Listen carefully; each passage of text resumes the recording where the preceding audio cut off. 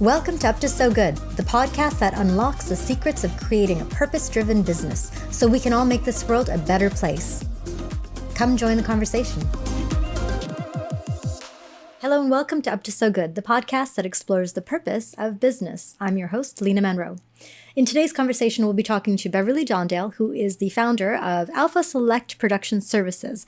And her company is an incredibly unique one in that she works in film and TV, but also specifically tries to make productions more sustainable. She does this in a multitude of different ways. I mean, she takes the term out-of-box thinking to a whole new level, and she wears many, many hats in doing so. So, for example, not only are we talking about sustainability in that she'll buy a bunch of used location pieces and re-rent them. But she's also, works in the realm of catering, how to make that more sustainable. She works in all the different pockets of film and TV that I think a lot of people probably take for granted, although film and TV can be a huge source of waste and consumption.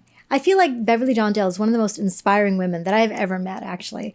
She is an entrepreneur through and through, but she's someone who's really been able to marry profits and purpose. She leans into purpose and she has not given up profits. So we hope you enjoy listening to this episode or watching this episode. It was a lot of fun to interview Beverley, and I found her to be super inspiring. I think you will too. Hello and welcome to Up to So Good, the podcast that explores the purpose of business. I'm excited about our topic today and our guest, Beverley Dondale, the CEO of Alpha Select Productions. Did I catch that right? Yeah. Okay. There's services at the end of that as well, but Alpha Select Production Services. Yeah. Gotcha. Yeah. Okay, wonderful. Welcome to our show. Thank you. Thanks so much for joining us today.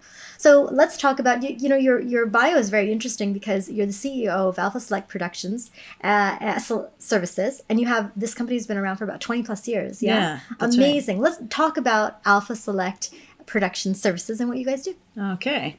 Well, it started off 20 plus years ago because I was producing a couple of films, an MOW and a feature. And I just created the company because I needed to have a company that I could put everything under. Right. And it kind of went from there. So it was, I had been in film production and the film commission for years. And so I had a lot of connections, and I just wanted to create a company that looked at crew in a different way, in a kinder way, looked at how we did production in a more sustainable way. And so that's kind of how it started, and then it snowballed as I was looking at starting a retrofit studio, and decided that in 2010 in Victoria it would have become a production office, and that's not what I was interested in, especially for the cost of the building. And then I started looking into going into studios and building studios. So it just kind of snowballed, but yeah. Amazing. So tell us, what is the main offering of Alpha Select Production Services? Well, right now, everything's really focused on the studio. And so it is ensuring that we can provide all services in a sustainable way. So I am acquiring different companies so that I can ensure that there's no single-use plastic. So that's one. I'm ensuring that we can deconstruct sets. So I'm going down next week to talk to a charity that I might take over so that we can deconstruct sets.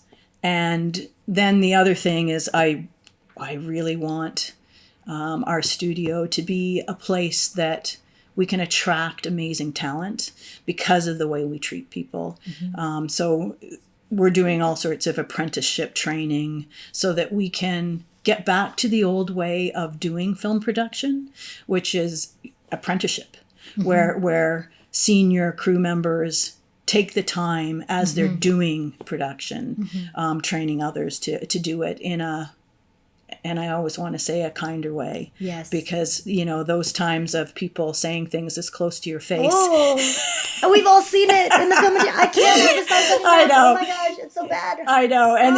And spray on the face, Yeah. So I want to change all of those things. And it's a slow process, even when I'm thinking of deconstructing sets. A friend of mine sent a video of crew who were like demolishing things at a wrap party. Oh man. And so they were like breaking all of these things. Oh gosh. And I was like, oh yeah, right. And were they going to throw them in the landfill? That's yeah. Oh yeah. And so for like, I have bought a full location kit. Okay. I bought a full wardrobe kit, and I bought an entire office, a production office, because it was all going to the landfill. And I just thought, I just can't do that. And you know how the old style of pilfering, crew go in and they take all the best stuff, and what they can't sell or they don't take the time to sell goes to the landfill. And so I bought all these kits, and then I started re-renting them. And I thought, oh, this is easy. Now, I was doing it from my home, so it was a little complicated. Yeah. Big trucks coming up. And so it was a little complicated. But, I bought them for... How'd you have the storage at your home? I have a sunroom, like a big sunroom. Okay. And it ended up being a storage facility rather than, like I bought 99 chairs that would have gone to the landfill. Yeah. Right. And then you were able to resell these things. Actually, re-rent them. Even better. What? Even better. Oh my gosh, she's got a great business model. Yes. Right. And to set the stage for our listeners and viewers. Okay. And this is maybe something like I take it for granted because the other sort of part of my job is in the realm of film and TV. Yeah. And I have been a showrunner and director for a small Canadian show, Our Big Punjabi Family. We were on set shooting in Saskatchewan. And so for our viewers and our listeners, the film and TV world is vast. Yes. And there's many, many, many, many things required for a TV show or a movie. Things that many people, I think, take for granted. Mm-hmm. The sheer number of people who are on set and the things, for example, imagine creating a set in a studio. You create, say, a home. We thought about creating a set, but we ended up renting a house for our family, the family that was starring in the show. But there are some shows that will make these giant sets filled with, kitchens and couches and an office and blah, blah, blah, anything. Mm-hmm. What happens when the show is done? Those sets get torn apart and, as you said, they're thrown into the landfill. That's just one tiny example of the waste created in film and TV. And the mind-boggling number of services and departments. I mean, the call sheets were just stacked pages and pages long of all these different departments. So I got to say, from that perspective, I just want to set that stage because I'm not sure if people know like the vast number of like the requirements and the complexity of film and TV. So what you're doing, you have your hand in many of those departments, and that is incredible.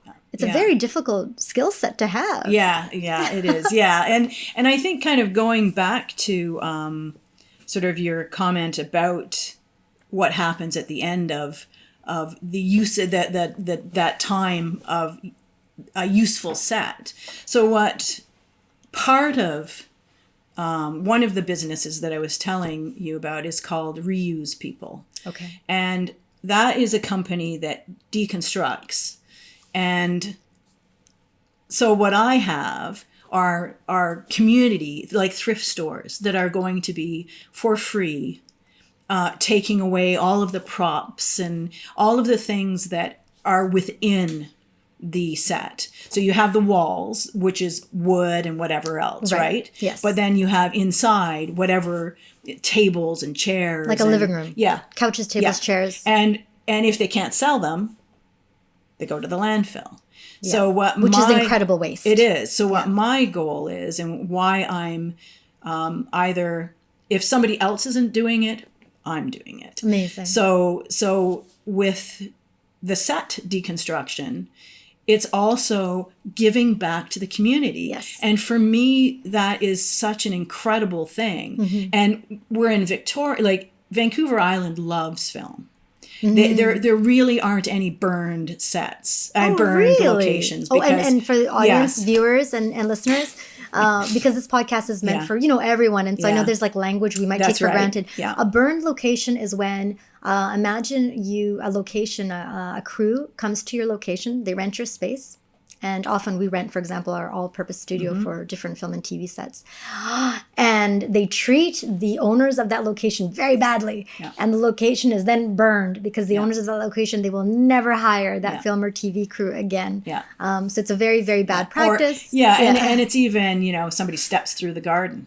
Oh, yes. And then they don't take care of the garden properly, right? Yeah. It's all of these little things. Yeah. And a lot of this was really through experience of me working as a crew member and seeing so many things happening that I thought, that just takes a little bit of time. Well, that doesn't take a lot of effort to change. So you're saying that there's no burn, typically there's no burn locations in Victoria. None. That's huge.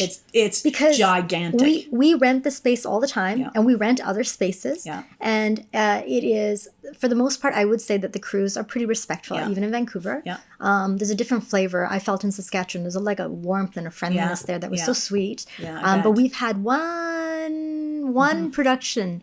And I mean, they weren't even that awful. I don't think that we would rent to them again. Yeah. They burned it. Yeah. They burned the location. Yeah, exactly. Burned. Yeah, that's right. And I think that we have had, like, Chinatown was burned for a few Vancouver people. And it took a few years to come back again. To build that trust. But on the whole, it's not quite the same. You don't have a list like you do in Vancouver of like, locations that they just go, no, I don't want that anymore. Yeah. So with so the kind of going back to the sort of the giving back to the community. Yeah.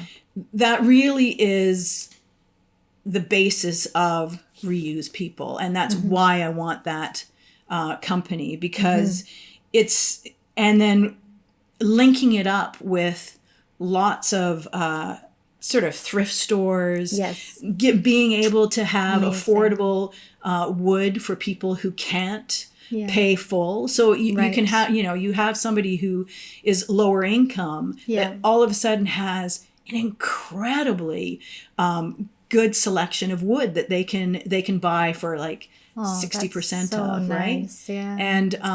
And so that's the other thing that we're trying to do, but it's a pretty steep climb when you think that it's not that we have to really start from the top down and ensure that what we're creating is something that is easy, right, and that they can see the value for themselves. Absolutely. So for an example, by having a charity, it means that we can provide tax receipts to producers for the things that are taken away. They don't have hauling charges. Oh, right. I see, so all of a sudden there's no hauling charges. They get tax receipts. So it's not just tax credits. It's tax receipts. So that they can add to. And so everything that I'm trying to do, and I've been working on this studio project since it evolved really to where it is now, kind of 2014. Okay. A long time. Oh, wow. 10 and years. Yeah. So when I started, everybody thought I was pretty nutty. Oh. And thought it was impossible because amazing. It is. But if you think of Vancouver Island, right, we're going for a total of 6 double sound stages. Oh, my God. Okay. So to put in perspective. Yes. That's huge. Yes. They're like 32,000 square feet each. Oof. 6 of those. Yeah, but we're doing it in phases. And that's like, I want the listeners and viewers to understand, like, that's where a lot of the TV shows sometimes are shot, is in a sound stage. So that's totally like a very normal thing, but it takes a lot of land to create something like that. It does. So it took some time to get to Malahat, but I wanted to partner with Indigenous because I wanted this to be a Vancouver Island film studio. Right. That's really what I wanted. And you were able to get 88 acres. I was able to get 80 acres 80 with acres. them. So in partnership. So beautiful.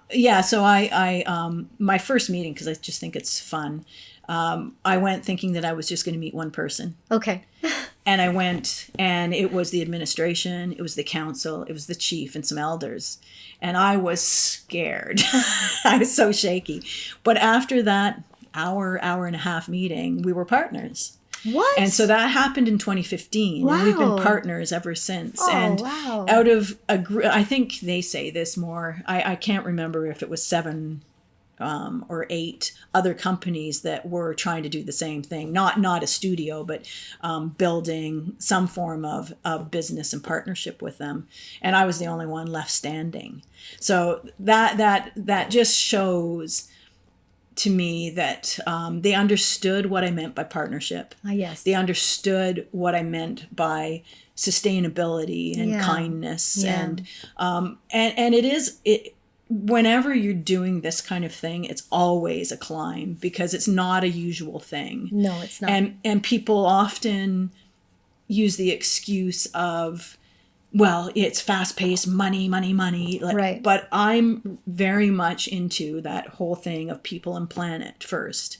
And so looking for investors, it's people, planet first. And you found investors. We have some, and until amazing. we have a couple of things that we still have to do. And Malahat is still getting water and sewer to the land. So there's a few things before everything can be finalized. But yeah. Will this partnership help them get water and sewer even quicker? Is that No. The way everything is set up now, if they know what they want, they can get it done pretty quickly because government is in a place now where they want to help. I see. And so infrastructure, that kind of thing, government will help do that kind of Perhaps thing. maybe just on Vancouver Island. I Yeah. mean, that's the flavor there right now. That's the atmosphere? Okay. Yeah, it is, yeah. Interesting. And so they have 80 acres on reserve land. Right. And, well, they have more. They have a lot more. But we have 80 acres that we can use. And we're doing phase 1 first. Okay. Which is 2 standalone production offices. Gotcha. 1 workshop. Right. 1 double sound stage. And a warehouse. And a 10-acre backlot. Ooh, this is all going to be built. Yeah. Is it already built or in the process? No. Oh, okay. They have to get water and sewer there first. I see. Okay. And then the land still has to be cleared. And one of the things initially when I was doing all this, I did not want to have a piece of land that wasn't already serviced. Right. Because I didn't like the idea of cutting down trees. I agree with you. Right? Yes.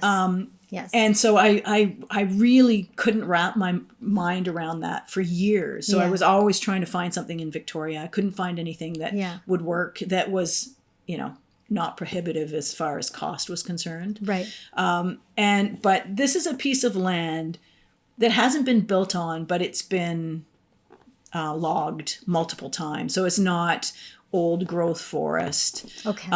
And it provides revenue for Malahat Nation. Okay. Which Amazing. is really amazing. Yes. And so, and they are just a creative, they're just really fabulous to work for and with. Mm-hmm.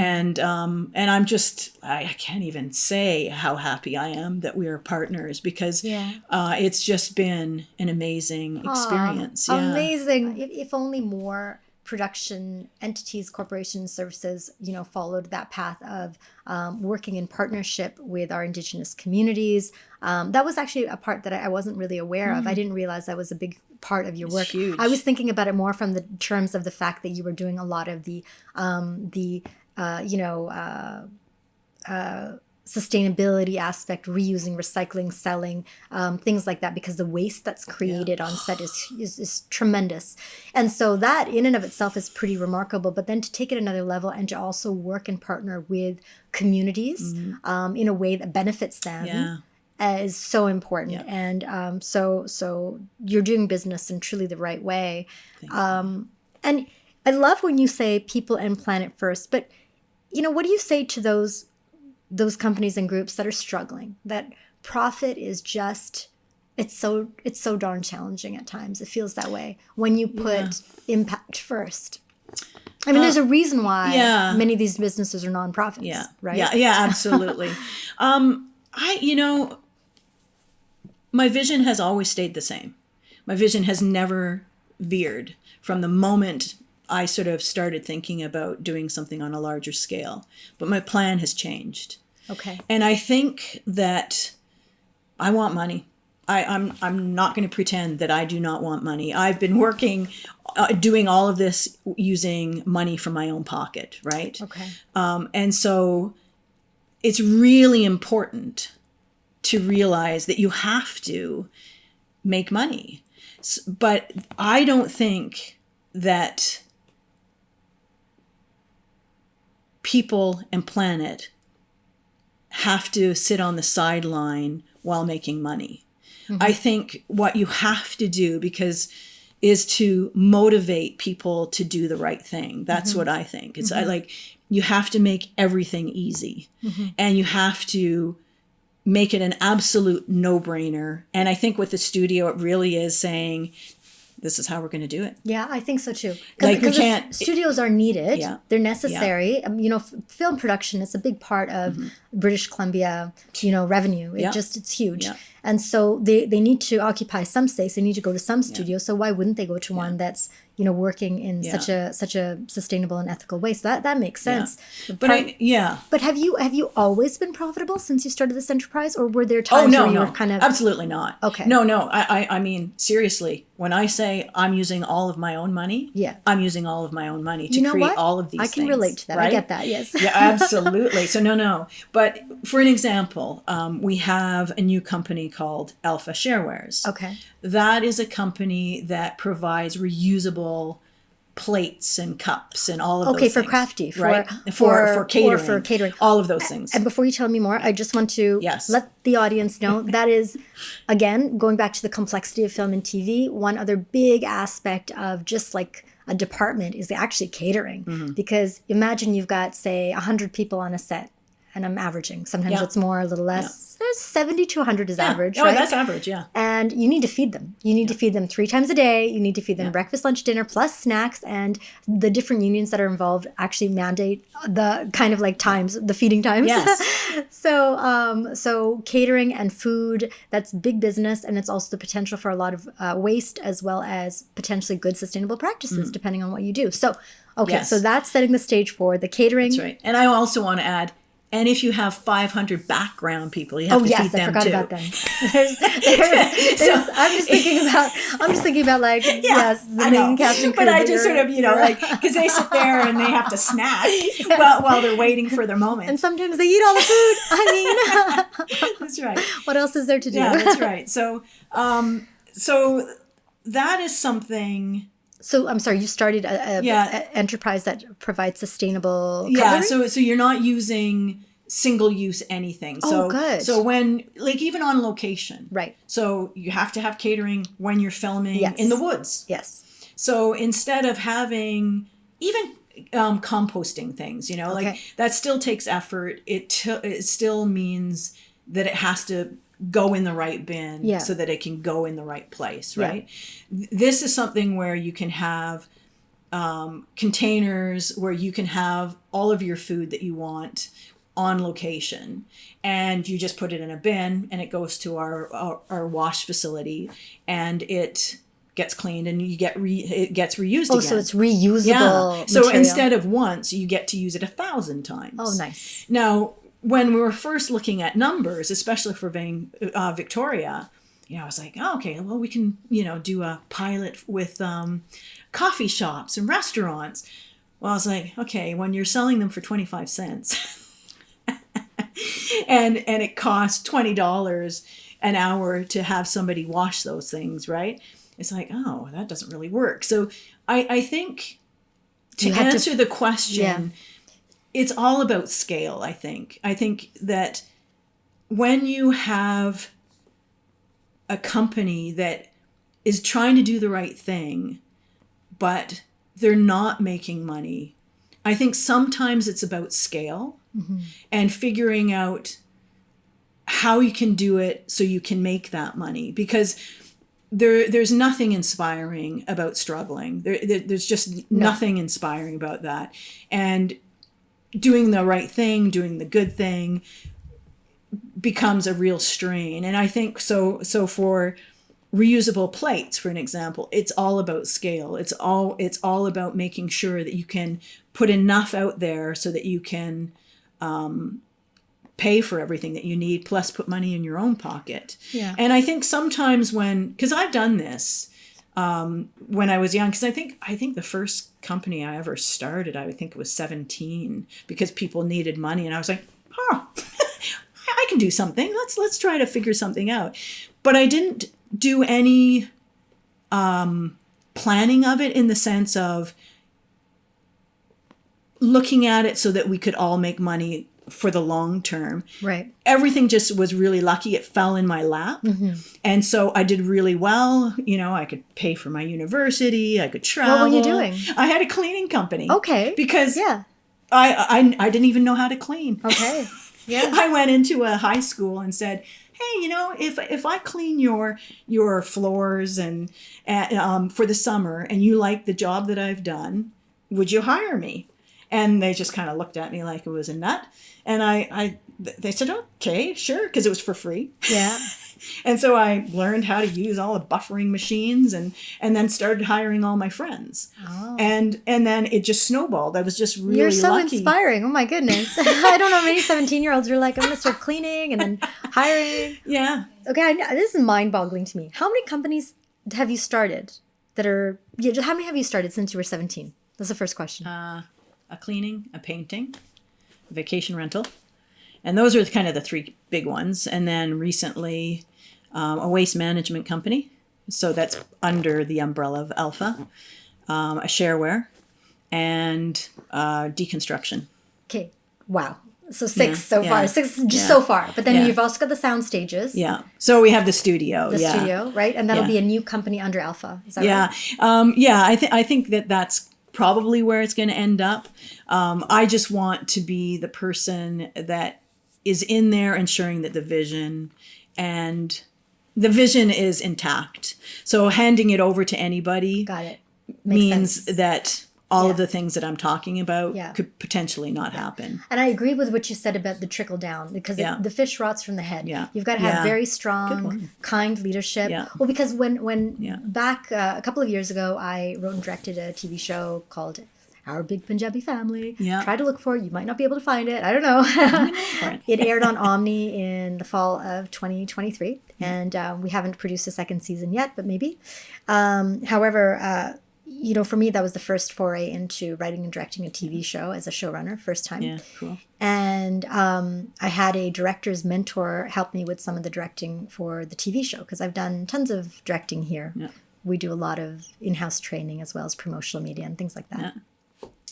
But a TV show is a very different beast. It is. And the director's mentor said to me, when I was talking about wanting to ensure that there was collaboration and connecting with so-and-so and so-and-so, he stopped me and he said, and he was a lovely mentor, by the way, right? Excellent.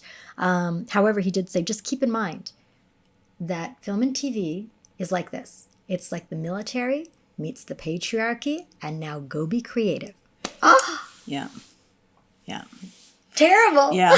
But it's so true. It's so true. So true. Again, for viewers and listeners who are not part of the film and TV world, this is truth. That behind the scenes, it is dark.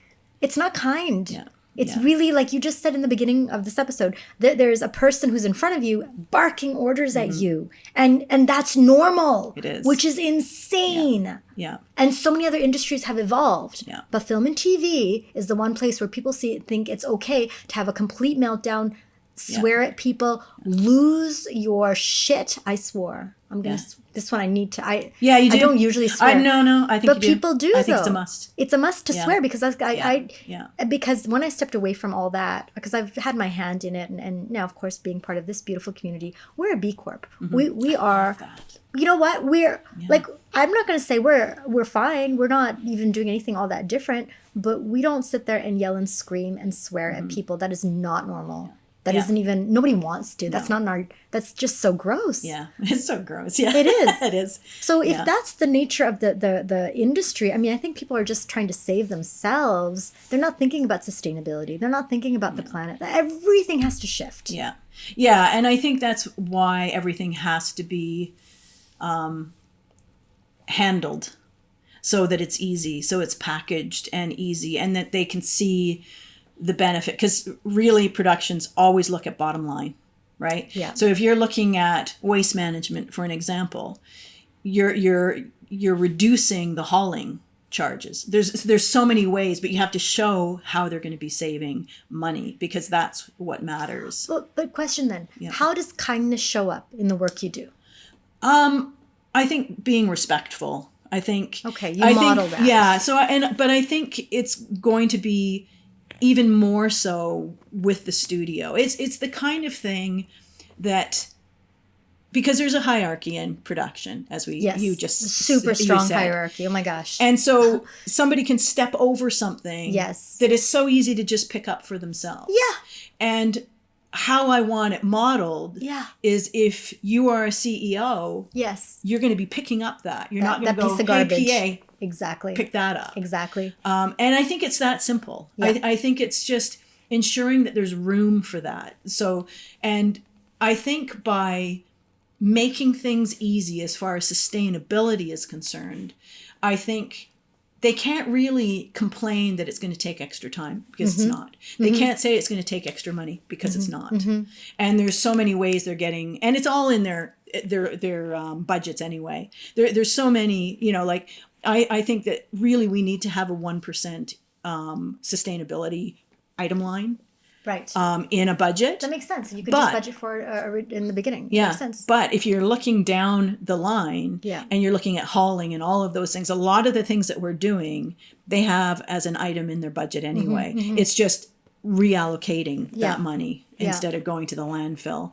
And so I see. So that okay. So that money's already in the budget, but it's in a different place. The suggestion is reallocate it to sustain. That's so smart. Yeah. That's so simple. Yeah. It is.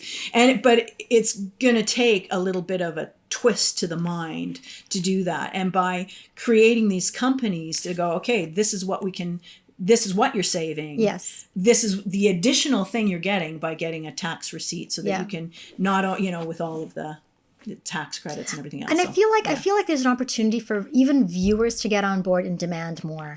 Right? Absolutely. Like, don't watch shows that are, I don't know. It's almost like know the supply chain. If a television show is made unsustainably, unethically, or people are being yelled at on set, you can boycott that show. It's not that necessary. Right. As much as I loved Game of Thrones, I did. I didn't like the very last episode. No, I didn't either, but I loved it. But I did too. But you know what? Would I have walked away from something like that? Yeah, why not?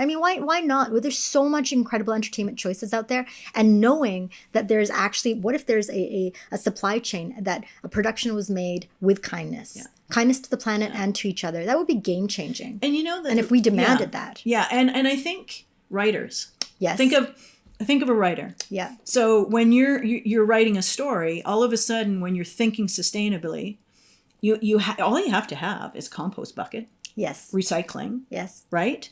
You're not going around having a plastic bottle in your hand. There's so many simple ways that a writer can do it. So you're saying in the story? Yeah. In the story. So in a script. Right. Right? So when people are writing stories, they put in the story sustainable practices. It's just subtle, right? Yes, so beautiful. But the more people see that, the more often people are going to go, hey, they're going to notice. It normalizes it. Yeah, they're going to notice the plastic bottles. They're going to notice the throwaway. Yeah. Right? Yeah. So even for, like the waste management company, we are going to be providing, water service, right? So that, or even like all of our taps are going to have filters, because people go, I don't want to have tap water. Well, I'm not going to fill up my water bottle with tap water, although we have really good we have amazing tap water, yeah. Right? But they don't. So you put a filter, or you have a refillable water Perfect. tank, right? Amazing. So there's just so many things that you can do that people who are viewing can demand. Yes. People who are writing stories can insert. I think in Game of Thrones, why didn't they just have a storyline where they were composting some of the dragon poop? Right? Or using it for organic fertilizer. Yeah. They could have. Why didn't they? Why didn't they? Be composting Khaleesi or something like that. Okay, so maybe some of that, a little far-fetched, but maybe not. But maybe not. Like if they had in storylines, if we can embrace more practices that are friendlier to the earth and kinder to the planet, and showcasing that, and as viewers, voting with your time and voting with your energy and your dollars, and as people in the industry, really embracing both sustainable practices on screen, off the screen, and kinder practices. It could change everything. Yeah, absolutely. Because if you can get crew who really do, I think overall, they don't want to, at wrap parties demolish everything. Right. If we can get crew to look at it and go, oh, I can do that. I can recycle. I can play a role in this. They can feel good. And metrics are really important. The other part of that is metrics, right? Mm-hmm. How much is a film production diverting from the landfill, and weight can be done, all of those things. So it's always showing the metrics of what we're doing and how we're doing it. And I'm a metrics girl. So I love that. I love that. Yeah. When you said you were crew, what were you as crew? I was everything from a location PA. Okay. So that was my first one. And there's a story there, but we won't tell it. And then I went into the production office. Okay. And then I went into accounting, and then I have a graphic design background, so I was in the art department as well. And that's again, and so I did clearances and product placement. And it's incredible in the film and TV industry. There are so many. There's I feel like there's thousands of different roles in different places.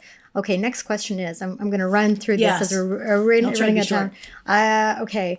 I love what you said about things need to be to scale, meaning that you just need sort of more of it, right? In order to be profitable? Yeah, it depends. Sometimes it's a matter of numbers. Right. And sometimes it's a matter of price. Okay. Right? Oh, yeah. So you're always looking at levers, right? So you're looking at levers of scale, so the number of things that you're doing, or it's the price. Because a lot of people, especially who want to do good, undervalue themselves and their products. Yes. And so those are the two they levers stop being profitable for that. That is so true. We've seen it in even our industry is very services based as well. We've seen it in our industry. And then at the end of the day, it hits the bottom line in a very negative way. And especially if you're doing something new. Yeah. And you're I always say, oh, I'm doing a pilot.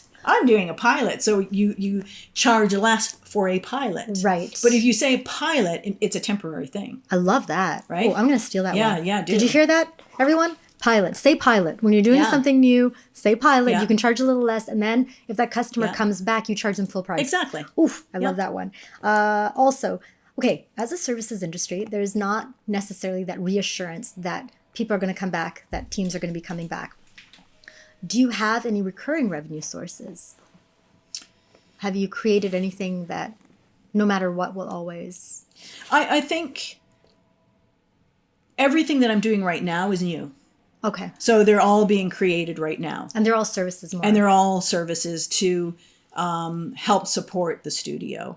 But doing it so that we can show that there's merit to it. So we're starting in Victoria, for an example. You're clearly a serial entrepreneur, which is amazing. Have you ever had a boss? No. Twice. Oh yeah? Did it work out okay, or not really? It works really well to begin with because I work really hard. I don't have this concept of kind of 9 to 5. So it always starts off really great because I'm kind of doing everything that needs to be done. Yeah. But it doesn't. I prefer to be my own boss. Love it. Because I'm just a little offbeat, and I just kind of work all the time. So, and that's not a good idea. I know we need balance. I don't know. You have to have balance, but I don't know. I think if you have fun, right? Like I think. Agreed. I think for me, I enjoy what I do, and it gives me something to do all the time. And that's the last question. Actually, you just touched on it. It's like, okay, do you feel you're living your purpose? Yes, I do. And in fact, this is the first time in my entire life that I feel like I have a mission. Oh, wow. I've always done things because somebody needed something. So, people were saying, oh, I want to make more than this. And I go, oh, I think we can do that. Yeah. And then I figure something out.